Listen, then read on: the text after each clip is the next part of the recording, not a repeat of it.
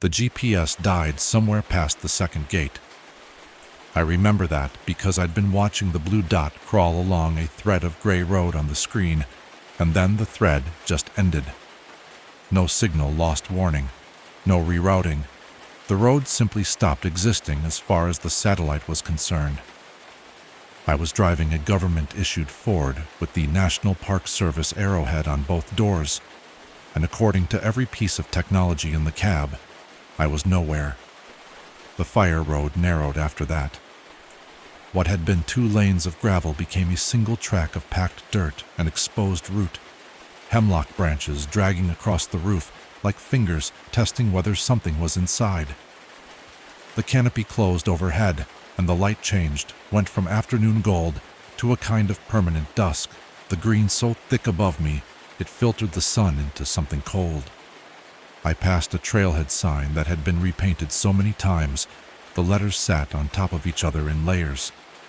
The current name read Elkmont Ridge. Underneath it, barely visible under the paint, I could make out an older name. I didn't stop to read it. I want to be honest about something from the beginning. I didn't take this posting because I loved the Smokies. I didn't take it because I wanted the quiet, or because I was chasing some kind of Thoreau fantasy about living alone in the woods. I requested Elkmont Ridge Station, the most remote backcountry outpost in Great Smoky Mountains National Park, because 4 years ago, my younger brother walked into this section of the forest and never came back. His name was Lucas. And every mile I drove up that fire road, the trees pressing closer, the sky shrinking to a strip, I told myself I was here to find answers. I wasn't wrong about that. I just didn't understand what the answers would cost. The station appeared around a final switchback like something the forest had been hiding. It was smaller than I expected. A single-story cabin built from hand-cut timber, the kind of construction you see in old CCC photographs from the 1930s and 1940s. The Civilian Conservation Corps built hundreds of structures across the national parks, and most of them have a particular look, functional, squared, modest. This one had that look, but something about it felt different, heavier, like it had been reinforced after the original construction, layers added over decades by people who decided the original walls weren't enough. I noticed the shutters first. Every window had exterior shutters made from solid oak planking, thick enough to stop a thrown rock. They were fitted with interior slide bolts, heavy ones, the kind you'd see on a storm shelter, not a ranger cabin. The windows themselves were double-paned, not standard issue. Someone had replaced the originals at some point, and whoever did it chose glass that was thicker than it needed to be. Inside, the station was divided into 3 rooms. A main room with a desk, radio, wood stove, and a cot pushed against the far wall. A small kitchen with a propane stove and a water pump connected to a spring-fed cistern. And a 3rd room, smaller, interior, no windows. The door to this room was reinforced with a steel frame. It had a deadbolt that locked from the inside. I set my pack down and looked at that room for a long time. In 15 years of working Federal Land 6 as a wildland firefighter, 9 as a park ranger, I had never seen a station with an interior safe room. A man was standing on the porch when I arrived. He'd been watching me study the shutters. He hadn't said anything yet, but his eyes were doing the talking, tired, patient, measuring me the way you measure a rope before you trust your weight to it. He stepped forward and extended his hand. "You must be Cole," he said. His grip was firm, his palm calloused in the specific way that comes from 30 years of gripping rope, rock, and radio handsets. "I'm Hargrove. I've been here 30 years. You've got about 4 hours of daylight left. We should talk fast." Dale Hargrove was 58 years old, 3rd-generation Appalachian, born and raised in Cosby, Tennessee, about 40 miles east of where we stood.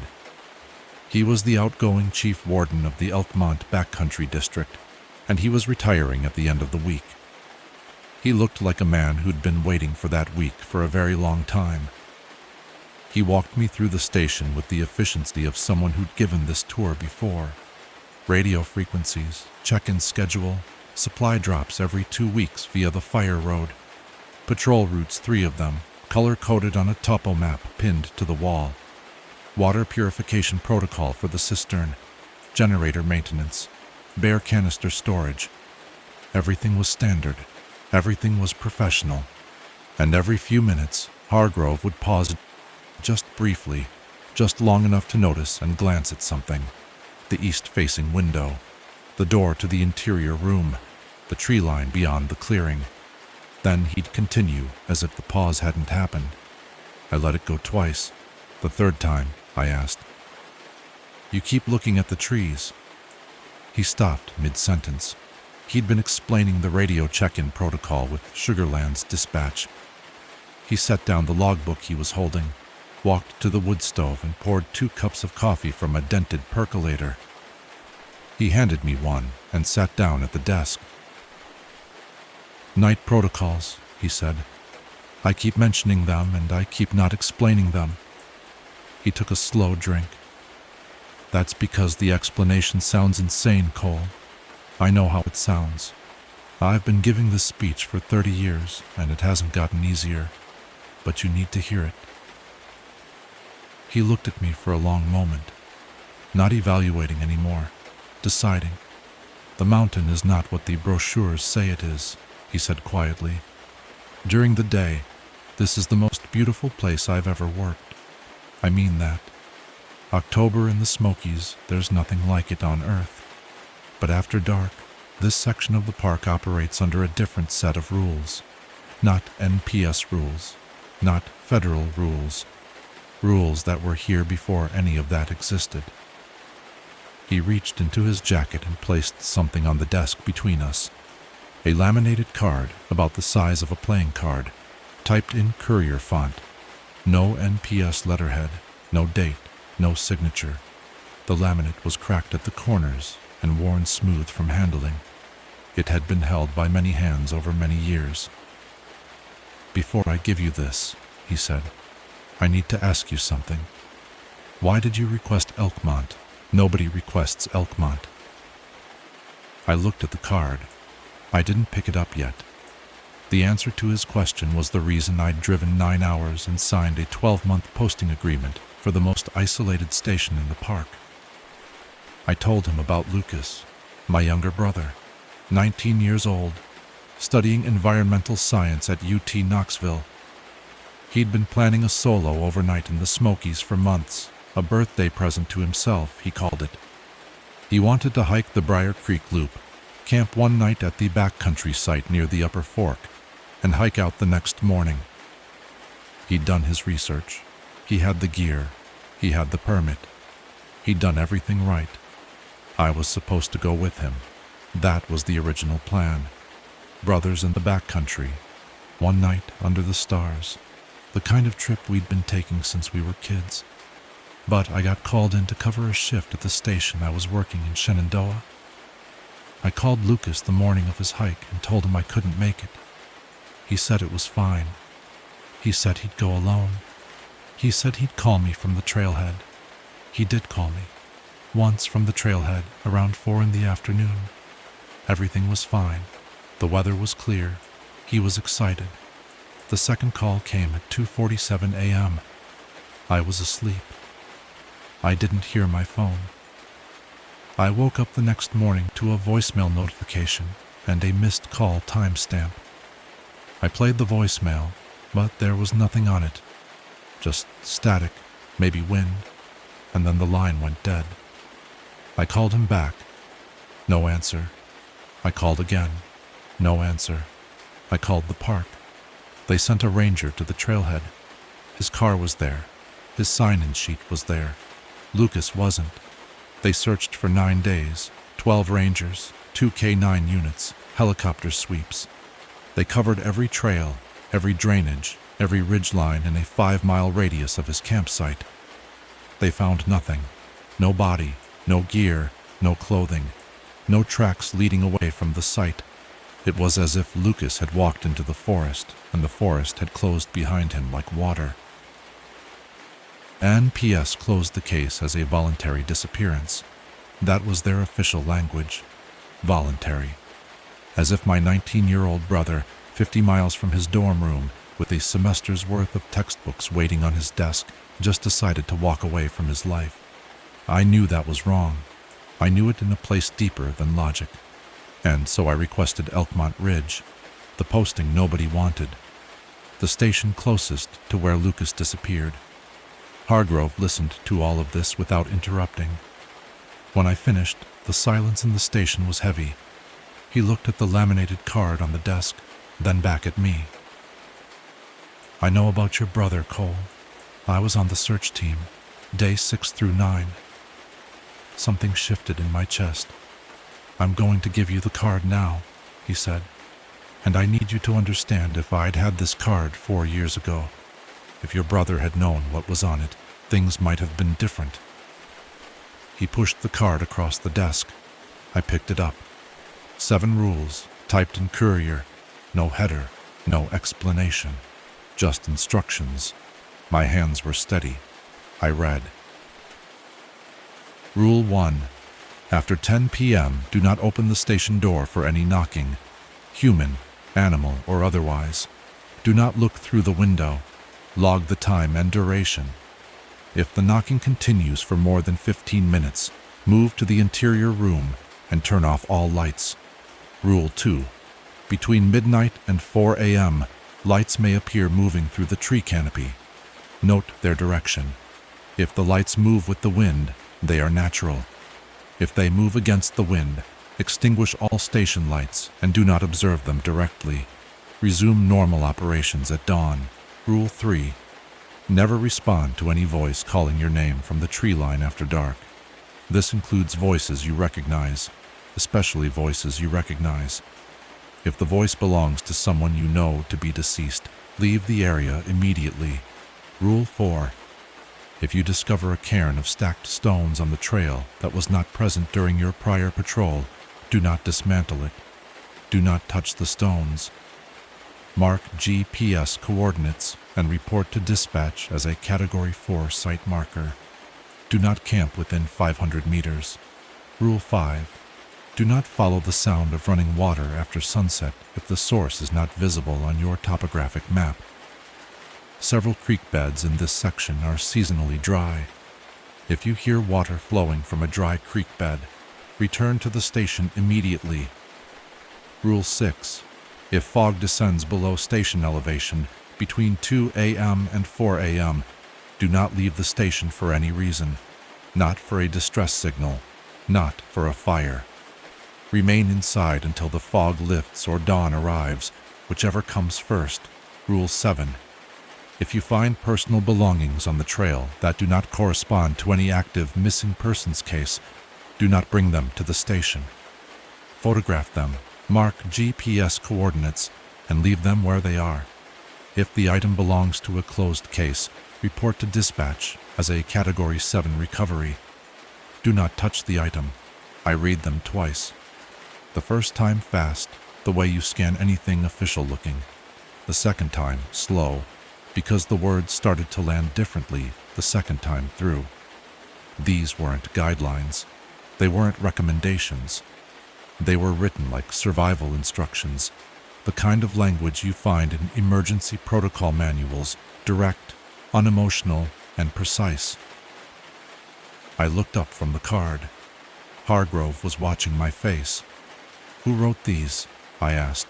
He was already standing. He'd put his coat on while I was reading. He was ready to leave. And in his eyes I saw something I'd only seen once before in a fellow ranger. The look of a man who had carried something for so long that the act of setting it down was almost as terrifying as the weight itself.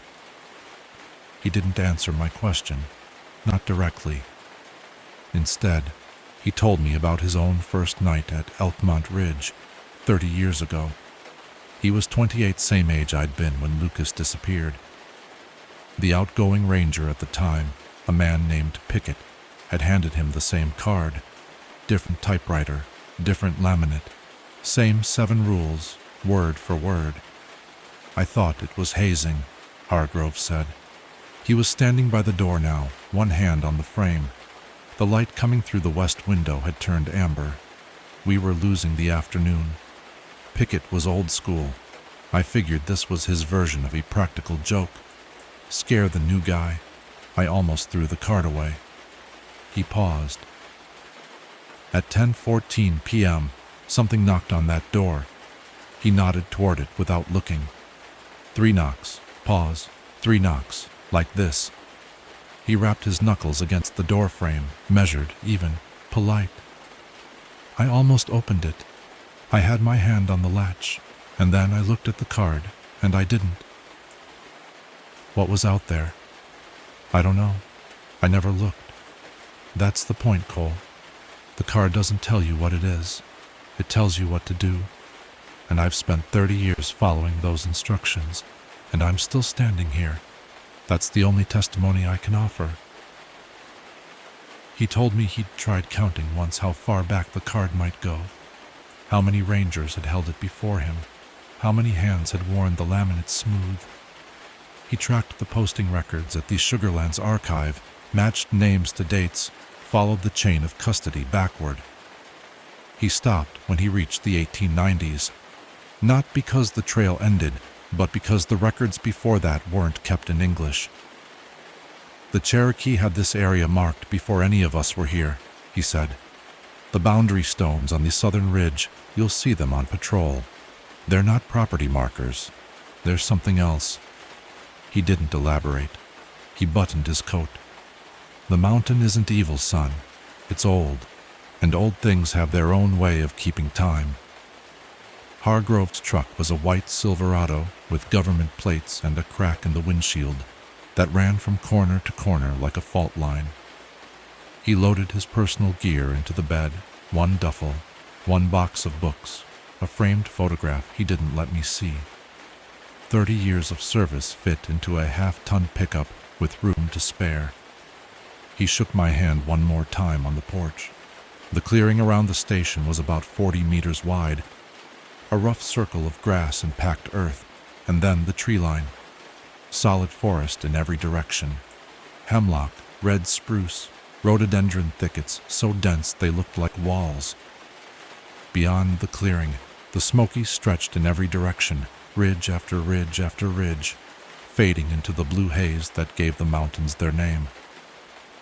12 million people visited this park every year. None of them came here. Radio check-in is 0700 and 1900, Hargrove said. Sugarlands dispatch. They'll know your voice after a few days. If you miss a check-in, they'll send someone up the fire road. It takes about 3 hours from the main road, so don't miss check-ins. He climbed into the truck. The engine turned over on the second try. Hargrove, I said. He looked at me through the open window. What if the rules don't work? He held my gaze for a long time. The engine idled. They work, he said. They've always worked. The problem isn't the rules, Cole. The problem is people. People hear something in the dark that sounds like someone they love, and they forget the rules exist. He put the truck in gear. Don't forget. The Silverado rolled down the fire road and disappeared into the trees. The sound of the engine faded. Then it was gone, and the silence moved in like something that had been waiting just outside the clearing for its turn. I stood on the porch. The sky was going orange in the west. I had the laminated card in my shirt pocket. I had the radio, the shutters, the reinforced interior room. I had everything Hargrove said I'd need. The radio clicked alive with a routine dispatch check. Elkmont Ridge, this is Sugarlands dispatch, confirm status, over. I keyed the mic. Sugarlands, Elkmont Ridge, new assignment confirmed, all clear, over. All clear. That's what I said. I want you to remember that, because it was the last time I said those words and meant them. I watched my first sunset from inside the station. Through the double-paned windows, The Smokies put on the kind of show that makes you understand why 12 million people drive here every year. The ridgelines layered themselves in shades of blue and violet, each ridge a shade darker than the one before it, until the farthest ones blurred into the sky. The clouds caught the last light and burned copper and amber. A red-tailed hawk carved a slow circle over the clearing and disappeared south toward the creek drainage. It was the most beautiful thing I'd seen in years, and I was watching it the way you watch a clock. The sun dropped below the ridgeline at 7:43 p.m. I noted the time. That gave me 2 hours and 17 minutes before Rule 1 activated. I built a fire in the wood stove, more for company than warmth. I turned up the radio volume, not because I expected a call, but because the low hum of static was a human sound in a place that was rapidly running out of them.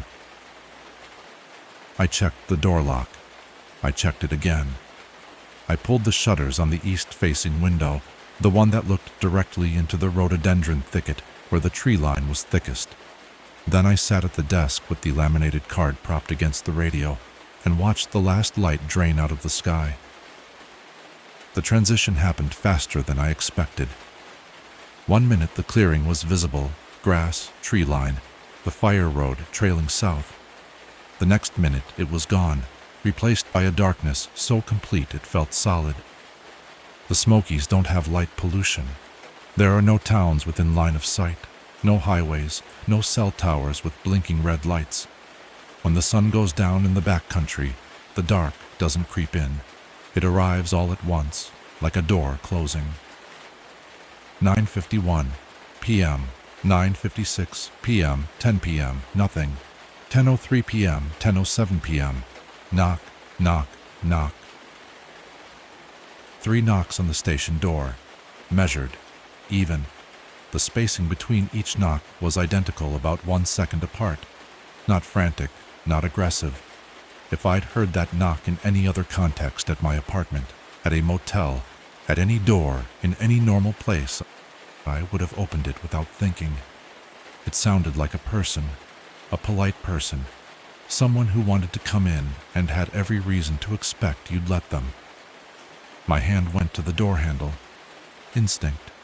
15 years of ranger training. Someone knocks, you answer. Someone needs help, you help. That's the job. That's why the badge exists. Then I looked at the card. After 10 p.m., do not open the station door for any knocking. I pulled my hand back. The silence after the first 3 knocks lasted exactly 14 seconds. I know because I counted. Counting was the only thing keeping my hand away from the latch. Then 3 more knocks. Same cadence, same spacing, same polite, measured pattern. I backed away from the door and sat in the chair at the desk. The fire popped in the wood stove. The radio hummed. Outside, something knocked 3 times and waited 14 seconds, and knocked 3 times, and it did this for 11 minutes without variation. I timed it.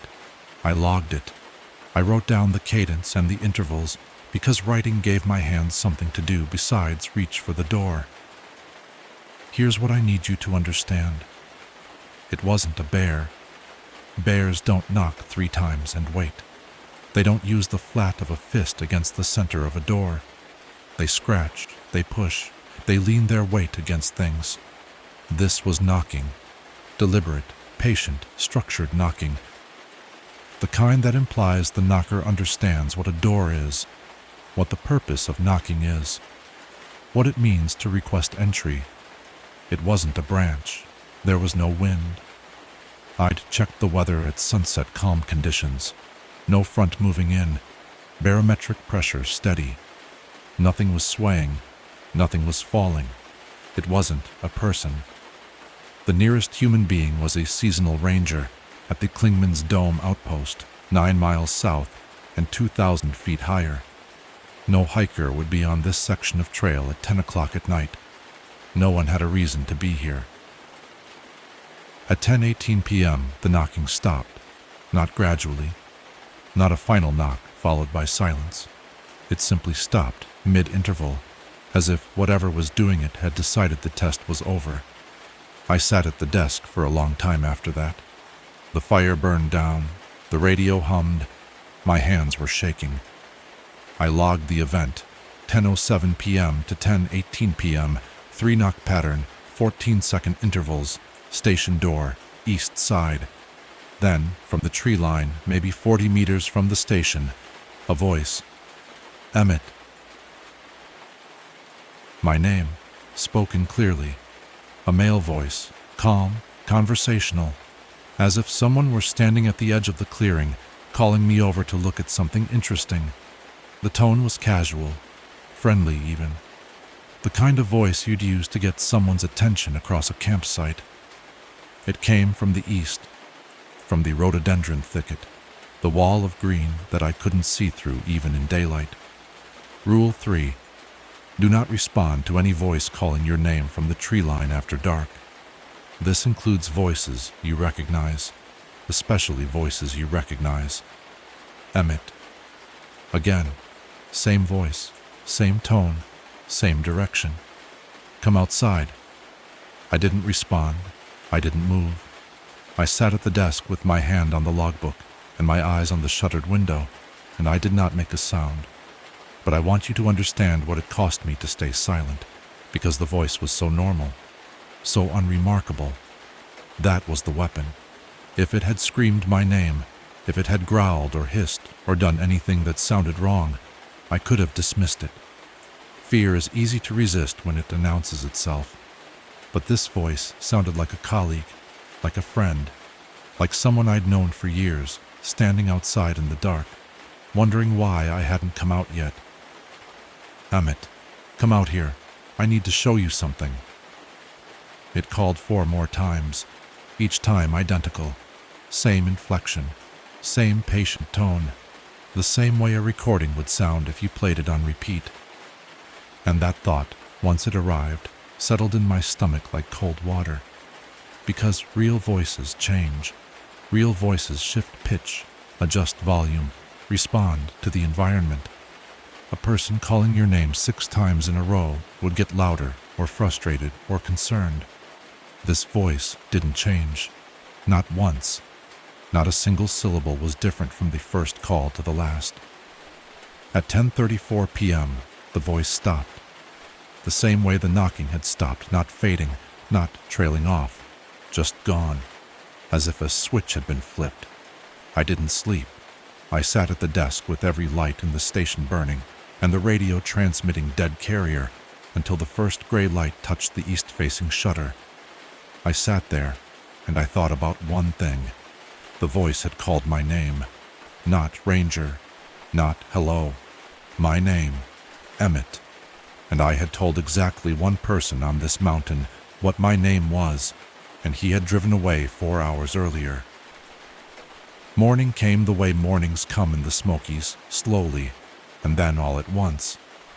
The fog burned off the ridgeline, and the clearing filled with the golden light that turned every surface warm. Birds started up in the canopy. A wood thrush, a Carolina wren, something farther off that I couldn't identify. The rhododendron thicket that had been a black wall at midnight was just a thicket, dense, green, ordinary, full of nothing more threatening than spider webs and dead leaves. I opened the shutters. I unlocked the door. I walked the perimeter of the station with a flashlight I didn't need, looking for evidence. There were no footprints near the door. The ground was soft, a mix of packed dirt and leaf litter, and anything heavier than a raccoon would have left an impression. There was nothing. No heel marks, no scuff patterns, no disturbance of any kind. Whatever had knocked on my door had either weighed nothing or had never physically been there. The laurel thicket was the same. I pushed into it about 10 feet and found only what I expected to find. Tangled rhododendron, moss-covered rock, a drainage channel dry since autumn. No tracks, no broken branches, no sign that anything larger than a squirrel had passed through. I radioed Sugarlands at 7 for my morning check-in. Elkmont Ridge, all clear. The words felt strange in my mouth. I said them because I had to. because the alternative was keying the mic and saying, "Something knocked on my door for 11 minutes last night and then called my name from the tree line, and I have zero physical evidence that any of it happened." And I knew, even then, how that would sound. The mountain erases its own tracks. That's what I learned that first morning. It takes whatever it wants from the night and leaves nothing behind but the ranger's testimony. And the ranger's testimony, without evidence, is just a story. Just a man alone in the woods who heard things in the dark. But the logbook didn't lie, and my hands were still shaking. Over the next weeks, I would learn the mountain's rhythms. I would learn when the knocking came and how long it lasted. I would learn the schedule of the voices. I would learn to sleep through things that should have been impossible to sleep through, because the body adapts to anything, even dread. And when my new partner arrived 3 months later, a young ranger from Ohio named Nolan Cross, I would hand him the same laminated card and watch his face cycle through exactly the emotions mine had, and I would remember how it felt to not believe. 3 months changes a person in ways that don't show on the surface. By December, I had logged 47 knocking events. They came 2 or 3 nights per week, always between 10 o'clock and 10:30 p.m., always the same 3-knock pattern with the 14-second intervals. I stopped timing them after the first month. I stopped flinching after the second. By the 3rd month, the knocking was background noise, something the station did at night, like the wood stove settling or the wind testing the shutters. I logged it because the protocol said to log it, but the fear had dulled into something that wasn't quite acceptance and wasn't quite numbness. It was the specific exhaustion of a man who has seen enough to believe, but not enough to understand. The voices came less often, once a week, sometimes less.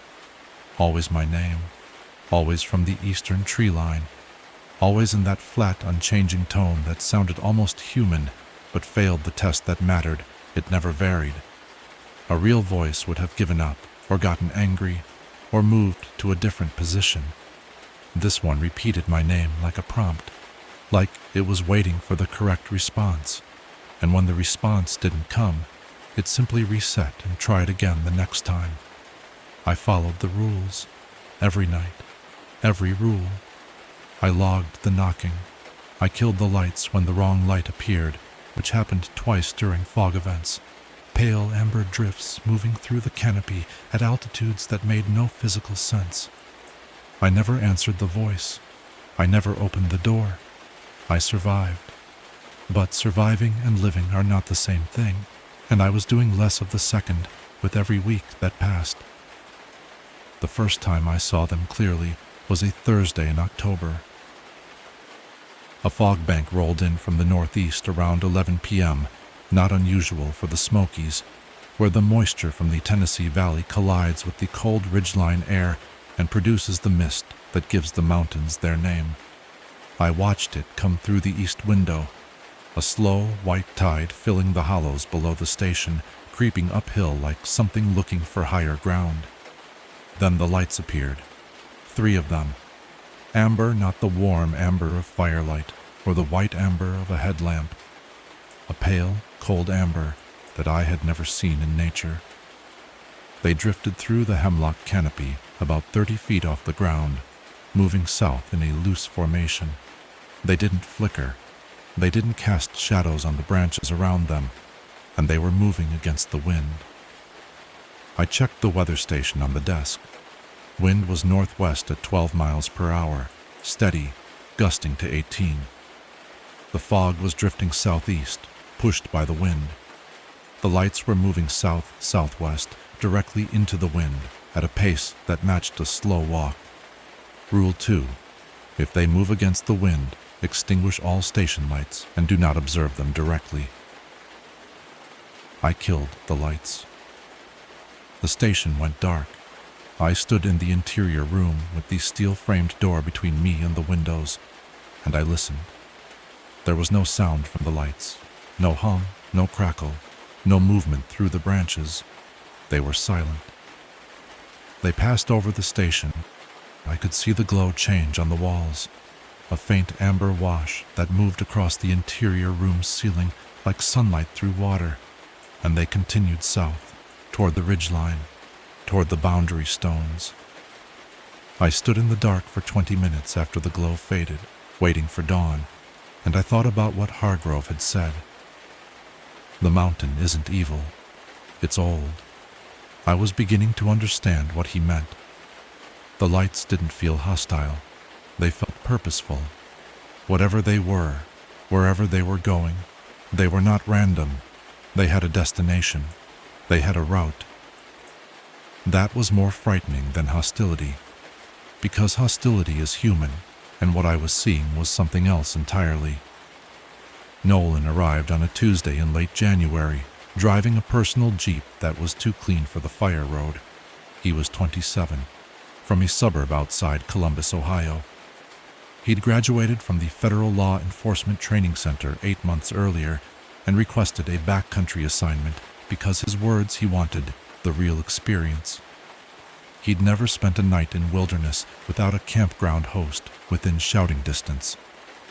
The Smokies were the first true wild he'd ever worked, and he treated the posting the way you'd treat a vacation that happened to come with a badge. I liked him immediately. That was the problem. He talked constantly. About his training, about his girlfriend back in Ohio, about podcasts he listened to, about the black bears he hoped to see. He was the first human voice I'd heard inside the station in 3 months, and the sound of a real person, a person who shifted pitch and volume, who laughed, who interrupted himself, was so different from the voice in the tree line that I almost cried. I showed him the station, the radio, the patrol routes, the supply schedule. I showed him the shutters and the interior room. He noticed the reinforcement the same way I had. "What's with the safe room?" he asked, half smiling. I handed him the card. He read it standing up, leaning against the kitchen counter, and by the time he reached Rule 3, his smile was gone. He looked up at me. "Is this some kind of initiation?" "No. This reads like a campfire story, Cole. Don't answer voices in the trees. Come on." "I've been here 3 months, Nolan. I've heard the knocking. I've heard the voice. I've seen the lights. Every single thing on that card is real." He stared at me. I could see the calculation happening. Was I unstable? Was this a joke? Was this the kind of isolation-induced paranoia that backcountry rangers sometimes develop? I'd have thought the same thing. "Okay," he said slowly. "I'll play along, but you've got to admit this sounds like something the old guys do to scare the new transfers." "That's what I thought too," I said. "On my first night. At 10:07 p.m., something knocked on that door 3 times and waited 14 seconds and knocked again for 11 minutes. And it knew my name." Within a week, Nolan heard the knocking himself. He didn't make jokes about the card after that, but he still didn't truly believe, not in the way that changes how you breathe at night. He treated the rules like precautions, not commandments. The difference would cost him everything. I took Nolan to the southern ridgeline on a patrol 2 weeks after he arrived. The boundary stones were set into the ground along the ridge crest at irregular intervals, some 10 meters apart, some 30, following the contour of the ridge in a line that stretched east to west for as far as I could see. They were flat, gray, and roughly carved. Each one bore the same set of marks, concentric spirals, lines converging toward a center point, and a repeated symbol that I'd seen in photographs of Cherokee stonework, but never in person. It was a hand, palm facing outward, fingers spread, the universal gesture for stop. "How old are these?" Nolan asked. He was crouching next to one of the stones, not touching it, just looking. Hargrove said the Geological Survey dated them to at least 1600, maybe older. The carving technique is consistent with pre-contact Cherokee, but nobody's sure. Nolan looked at the line of stones stretching along the ridge. Beyond them, The terrain dropped into a deep hollow choked with old-growth hemlock and fog, the kind of hollow where the light didn't reach even at noon. The Briar Creek drainage, the section where Lucas had been hiking when he disappeared. So somebody was warning people about this area 400 years before the park existed. Somebody was warning people about this area before there was a word for park. Nolan stood up. He looked at the hollow below the stones, then at me. I could see the question forming, the one every rational person asks when the evidence starts accumulating beyond what rationality can carry. "What's down there, Cole?" "I don't know," I said. "And neither did Hargrove. And neither did whoever carved these stones. That's what makes it dangerous. It's not a thing you can name. It's a thing you can only manage." We hiked back to the station before the light changed. I didn't tell Nolan that the boundary stones were the edge of the area where Lucas had last been seen. I didn't tell him that the hollow below the ridge was where the GPS track from Lucas's phone had dead-ended abruptly at a point with no trail and no reason to stop. I didn't tell him because I wasn't ready to say it out loud, that my brother had crossed the boundary and he hadn't come back. The radio call came on a Wednesday in early March. Sugarland's dispatch. 4 hikers, 3 women. 1 man had registered a backcountry permit for the Briar Creek Loop. 3-night trip. Led by Jessica Tanner, 24. Experienced AT section hiker. Wilderness first responder certified. They were due to check in at the Briar Creek trailhead 26 hours ago. No contact. No PLB activation. No cell phone signal. The dispatcher read me the details in the flat, professional tone that SAR coordinators use when they're already worried but haven't authorized the word yet. Weather had been clear. Trail conditions were good. The group had appropriate gear for the season and the route. There was no reason, no logical, natural, explainable reason for them to be 26 hours overdue. I knew the area.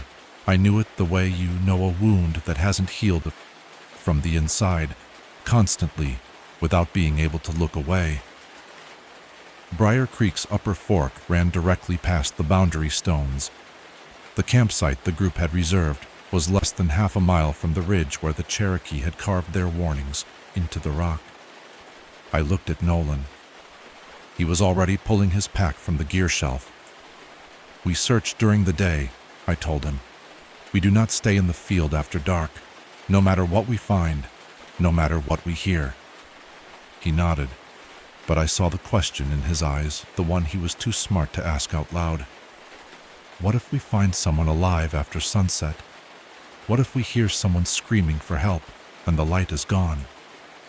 I didn't answer the question, because the answer was the same as the rules. The SAR team assembled at the Briar Creek trailhead at first light. 12 rangers, 2 K9 units, a helicopter staged at Sugarlands for aerial sweeps. Standard grid search protocol: divide the area into sectors, assign teams, work outward from the last known position. Nolan and I took the north sector with the primary K9 unit. The handler was a woman named Martinez, 10 years of SAR experience, steady, precise. Her dog, a Belgian Malinois named Coda, had worked missing person cases across 3 states. He was the best tracking dog in the southeast region. By midday, Coda had a scent trail. Jessica's jacket at the trailhead provided the baseline. The trail went north along Briar Creek, following the established route. Normal, expected. Jessica had hiked the trail she'd planned to hike, and her scent confirmed it. Then we reached the boundary stones. Coda stopped. Not gradually, not with a confused circling pattern, like dogs do when they lose a scent. He stopped mid-stride, sat down on the trail, and whimpered. His body was trembling. Martinez crouched beside him, checked his nose, checked his harness, spoke to him in the calm tone handlers use to reset their dogs. Coda didn't move. He looked at the ridgeline ahead, at the hollow beyond the stones, and he sat down and refused. Martinez radioed the 2nd K9 unit. They were working the east sector. 20 minutes later, they arrived at our position. Their dog, a German shepherd named Atlas, followed the same scent trail to the same point and did the same thing. Sat down, whimpered, refused to advance. "I've never seen this," Martinez said. She wasn't looking at the dogs. She was looking at the tree line beyond the boundary stones. Not from Coda, not in 10 years. The SAR coordinator made the call over radio. Human teams would proceed past the dog's last position on foot. Nolan looked at me. I looked at the boundary stones, at the carved hands facing outward, the ancient symbol for stop. We crossed the line. What the dogs refused. We found the campsite 200 meters past the boundary stones, in a small clearing on the west bank of Briar Creek's upper fork. Everything was there. 4 packs, 4 sleeping bags, a cooking kit, a water filter, a bear canister full of food, clothing, headlamps, first aid kit. Everything a group of 4 well-prepared hikers would carry into the backcountry for a 3-night trip. It was arranged in a circle.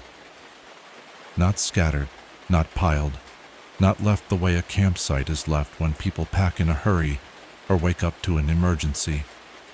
Every item had been removed from the packs and placed on the ground in a precise circle, roughly 8 feet in diameter. The sleeping bags were unrolled and laid flat, radiating outward like the spokes of a wheel. The packs were upright, evenly spaced, zippers open. The cooking kit sat in the exact center. Nothing was damaged. Nothing was missing. The food in the bear canister was untouched, 3 days of meals, sealed and organized. Whatever had happened here, it hadn't involved panic. It hadn't involved animals. It hadn't involved anything that damaged or consumed. It had involved arrangement. Someone or something had taken the time to unpack everything these people carried and place it in a pattern that meant something. There were no people. There were no footprints leading away from the campsite. I checked this 3 times because I didn't believe it. The ground was soft creekside alluvial soil, damp, perfect for impressions. The entry tracks were clear. 4 sets of boot prints approaching from the south along the Briar Creek Trail. They ended at the campsite, and that was it. 4 people walked in. 0 walked out. No drag marks, no signs of struggle, no exit tracks in any direction. The SAR team stood in the clearing and didn't speak for a long time. I've been on a lot of searches. I've seen a lot of scenes. I've never seen 12 experienced rangers look at a campsite and have nothing to say, because there was nothing to say. Every piece of evidence told us the hikers were here. Every piece of evidence told us they were gone. And there was no third piece of evidence to bridge the gap. Then I found the journal.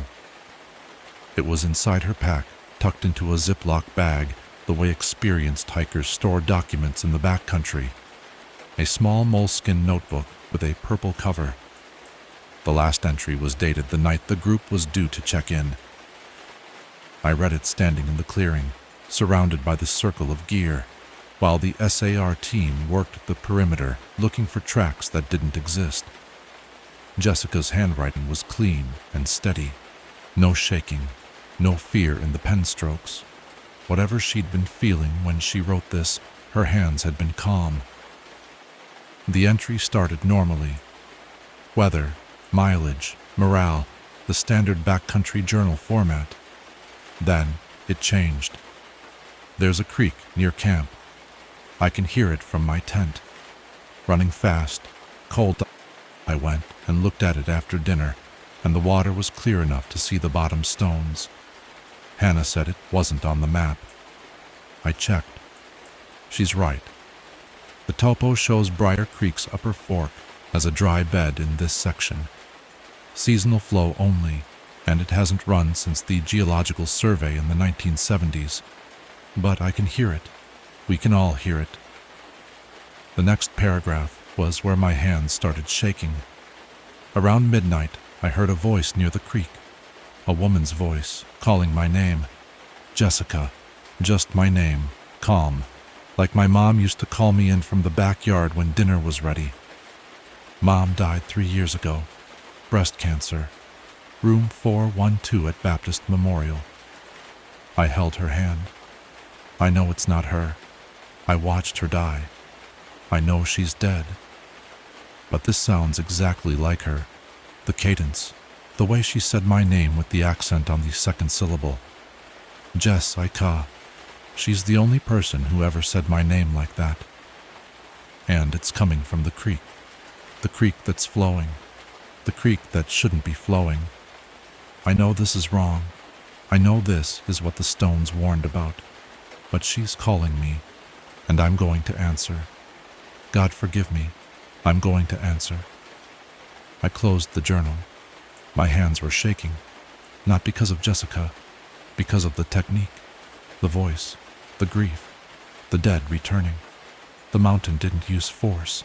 It didn't chase. It didn't corner its prey. It reached into you and found the person you missed the most, and it used their voice like a key. And I knew with a certainty that settled in my chest like cold iron that the mountain would do the same thing to me. It had already started. The voice that called my name from the laurel thicket, the voice that hadn't changed in 4 months of calling it, was tuning itself, learning me, waiting for the night when it would stop calling my name in a stranger's voice and start calling it in Lucas's.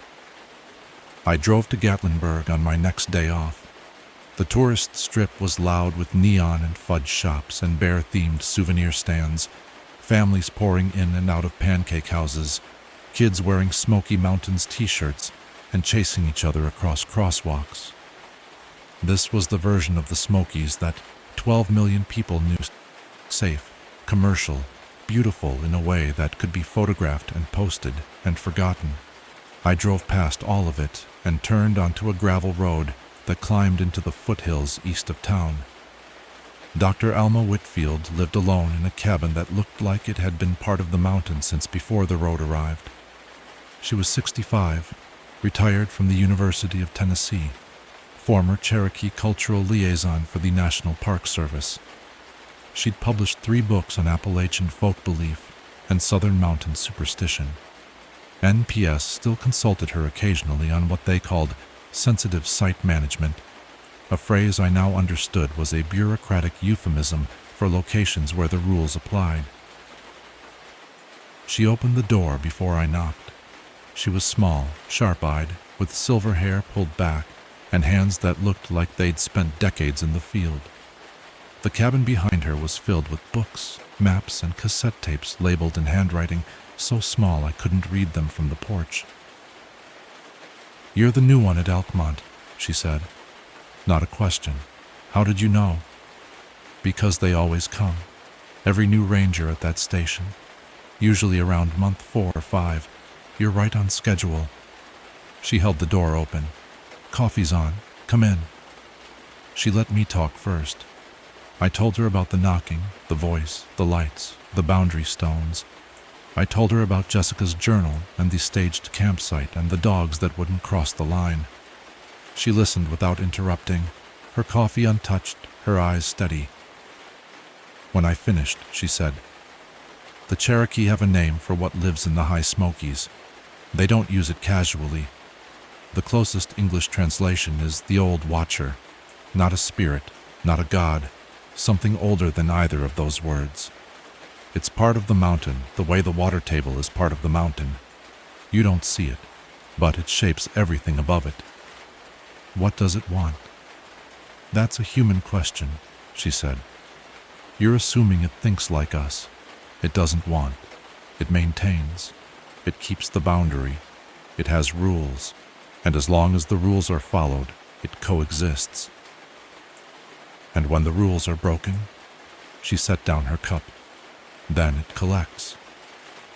Dr. Whitfield pulled a hand-drawn map from a shelf behind her desk.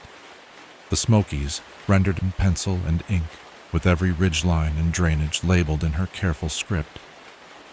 Scattered across the map were small red dots, dozens of them, clustered in patterns that looked almost organic, like cells dividing. "What are these?" I asked, though I already knew. "Every documented disappearance in the Elkmont section going back to 1847, she said. "I've been collecting these records for 30 years. Court filings, church records, Cherokee oral histories, NPS case files. 47 people, 47 disappearances that were never explained." The dots clustered around the boundary stones. They formed a rough crescent along the southern ridgeline, densest near the Briar Creek drainage, and they were getting closer to the station. "The boundary stones aren't warnings," she said. "I know they look like it. The hand symbol, the spirals. Everyone reads them as 'stay away.' But that's not what they say. The Cherokee established a boundary. They would stay below, and the old watcher would stay above. The carvings are the terms of the agreement. The rules on your laminated card are the English translation of what's carved into those stones." I stared at her. "You're saying the rules are a contract?" "I'm saying the rules are terms. Compliance is the price. Follow the terms and the boundary holds. The mountain stays above the ridgeline and humans stay below. Break the terms." She gestured toward the red dots on the map. "And the mountain collects what it's owed." I asked the question I'd come to ask, the one that had been burning in my chest since the moment I read Jessica's journal. "My brother, Lucas Cole, 4 years ago. He went missing in this section." "I know," she said quietly. "Lucas Cole, age 19, solo overnight, disappeared July 14th. She pointed to the map. "Mark 43. Can he? I don't know, but I know this. The mountain sometimes returns things, belongings, objects, pieces of what it's taken. If it's returning your brother's belongings to you, that's not random. It's not wind or animals. It's deliberate. 3 months ago, I'd found Lucas's hiking boot on the trail near the boundary stones. A Salomon X Ultra, size 11, gray and teal. The boot he was wearing when he disappeared 4 years ago. It looked brand new. No weathering, no mold, no degradation, as though it had been placed there that morning. I hadn't told anyone. I'd followed Rule 7. I'd photographed it, marked the GPS, and left it where it was. But my hands had shaken so badly I could barely hold the camera. "The mountain is communicating with you," Whitfield said. "It's making an offer." "What kind of offer?" "That you come and get him yourself." When I got back to the station, Nolan was sitting on the porch. The sun was still up, but barely. The light was the deep amber of late afternoon, the kind that makes everything look like a photograph. Nolan wasn't watching the sunset. He was staring at his hands. They were resting on his knees, palms up, and he was looking at them the way you look at something that belongs to someone else. His fingernails were packed with dark soil. "Nolan?" He didn't look up right away. When he did, his eyes were wrong. Not unfocused exactly. More like they were focused on something that wasn't in front of him, something behind his eyes, something he was still seeing even though it was hours old. "What happened?" He told me, slowly, in the flat voice of someone who has rehearsed a confession and still can't make it sound real. "Last night. Solo patrol on the Eastern Loop, a routine check I'd asked him to do while I was in Gatlinburg. He was on the trail a mile north of the station when he heard a voice, a woman's voice, screaming. It sounded like Jessica Tanner," he said, "like she was hurt, like she was begging for help." He knew the rules. He knew Rule 3. He had the laminated card in his shirt pocket. He knew what I'd told him, what Hargrove had told me, what the stones said and what the card said, and what every piece of evidence from the last 4 months had confirmed. But she was screaming. I couldn't just stand there, Em. She was crying. She was saying, "Please, somebody, please help me." I could hear her breathing. I could hear her choking on her own sobs. And I thought, What kind of person stands on a trail and listens to a woman scream and does nothing because of words on a laminated card? So he answered. He called back, "I'm here. I'm coming." He stepped off the trail. And then nothing.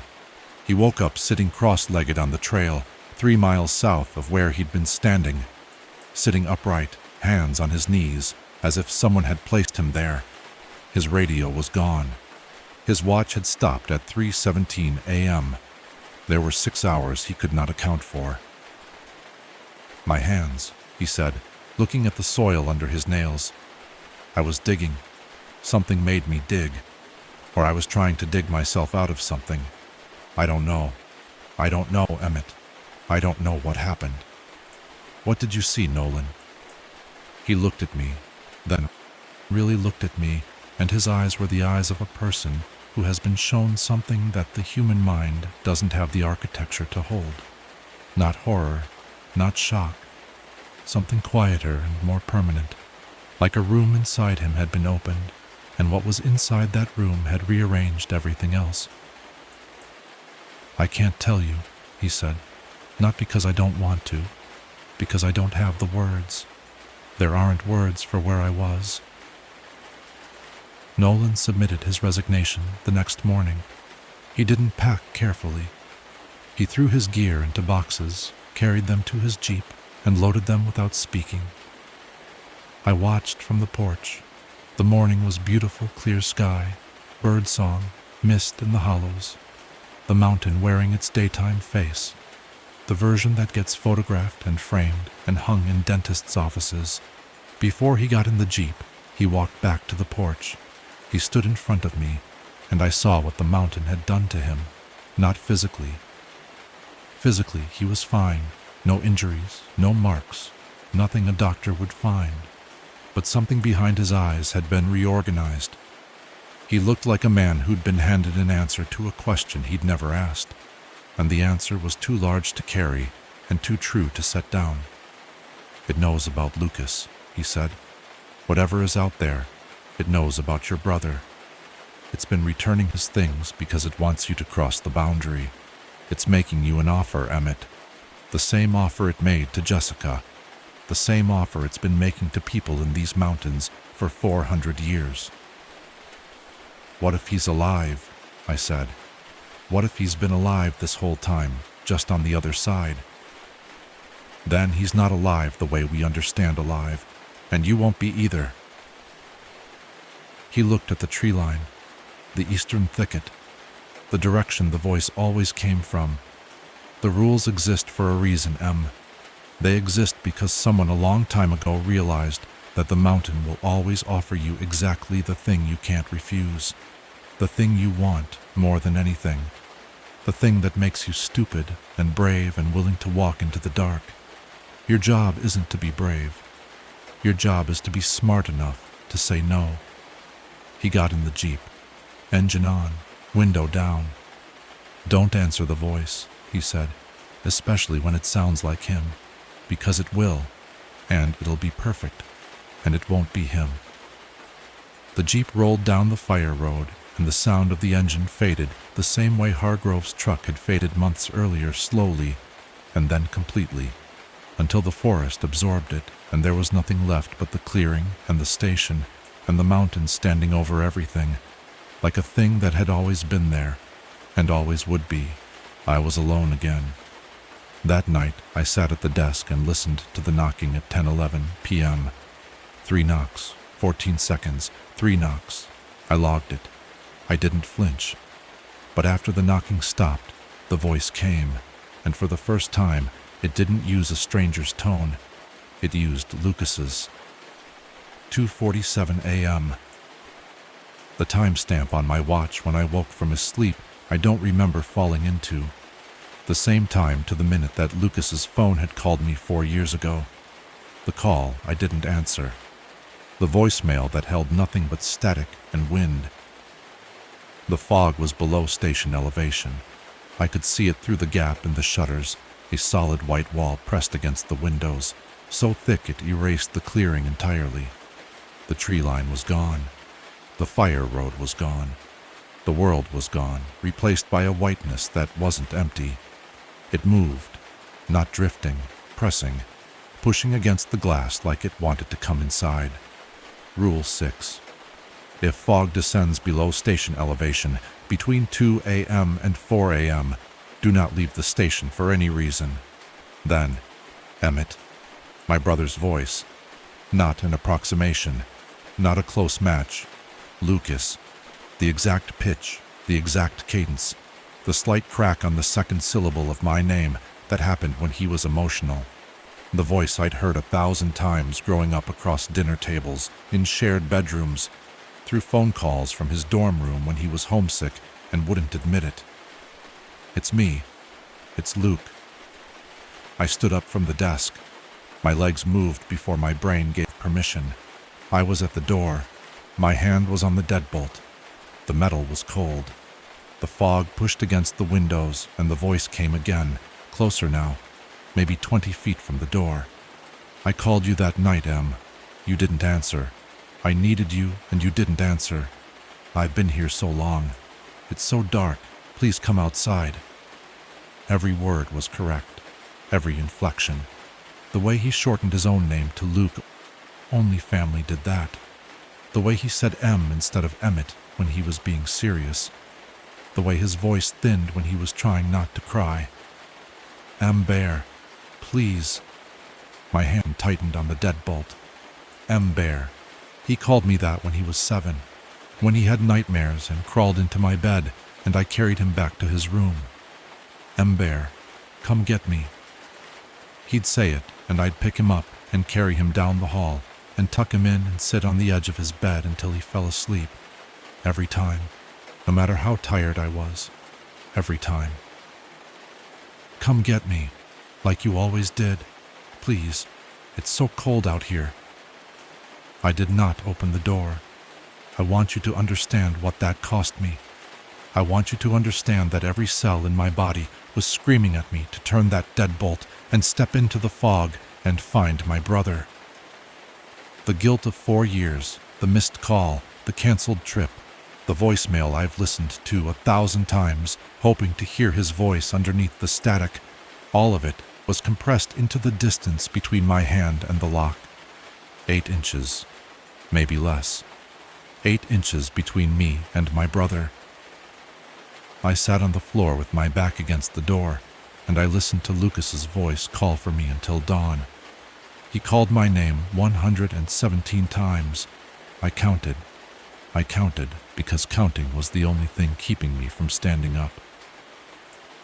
He told me about the night he disappeared.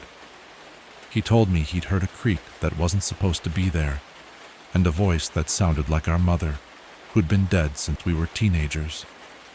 He told me he'd answered because he couldn't not answer. He told me it was dark where he was, but not empty. He told me he could see the station light through the fog, and he just needed me to open the door. I pressed my back against the wood, and I cried. I cried the way I hadn't cried since the day they closed his case. I cried because his voice was perfect, and because perfect was the proof that it wasn't him. A real voice would have gotten tired. A real voice would have changed, faltered, given up. This voice was a recording made of love and grief, and played on repeat by something that understood the shape of human pain, but not the weight of it. At 6:29 a.m., the fog lifted. The voice stopped. I opened the shutters, and the mountain was there, golden light on blue ridges, mist in the hollows, bird song filling the clearing as if nothing had happened, as if nothing had ever happened. I radioed dispatch. Elkmont Ridge, all clear. The words were ash in my mouth. I'm still here. I need you to know that. I'm still at Elkmont Ridge Station. I didn't leave. Nolan left. Hargrove left. Every ranger who has held this posting eventually leaves. But I'm still here, and I'm not sure I can explain why in a way that makes sense. Maybe it's because leaving would mean the mountain won. Maybe it's because this station is the closest I can be to Lucas, even if close means listening to his voice every night and never answering. Maybe it's because someone has to hold the card. Someone has to be here to hand it to the next ranger and say the things Hargrove said to me, and mean them. Last week, a new cairn appeared outside the station. Smooth river stones, stacked neatly, placed on the grass at the edge of the clearing. There are no rivers within 4 miles. The stones were round and polished, the kind you find in creek beds that have been running for centuries. They were placed here, deliberately, by something that wanted me to see them. Next to the cairn, a phone, Lucas's phone. The case was cracked in the same place it had been cracked when he was alive, from the time he dropped it on the bleachers at a high school football game. The battery was at 47%. That's not possible. It's been 4 years. No battery holds a charge for 4 years. There was one voicemail on it, from 4 years ago, from me. The message I left the morning after he didn't come home. "Luke, call me back. I'm sorry I didn't answer. Please call me back." The mountain gave it back to me. My own voice, my own grief, preserved and returned, like a receipt for a transaction I didn't know I'd made. If you're planning a trip to the Smokies, go. I mean that. There is no place on earth more beautiful than the Great Smoky Mountains in October. The ridgelines will break your heart. The light through the hemlocks will make you believe the world is still good. Go. See it. Take photographs. Buy the t-shirt.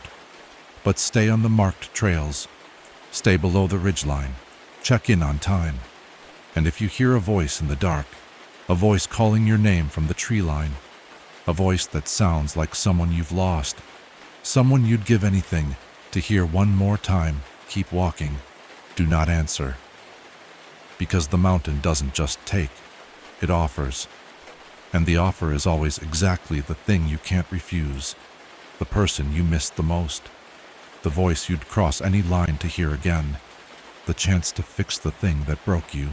My brother is still up there, and every night he asks me to come get him, and every night I don't, and every night I'm not sure if I'm being strong or if I'm making the worst mistake of my life. If you figure out the answer, let me know. I'll be here, listening.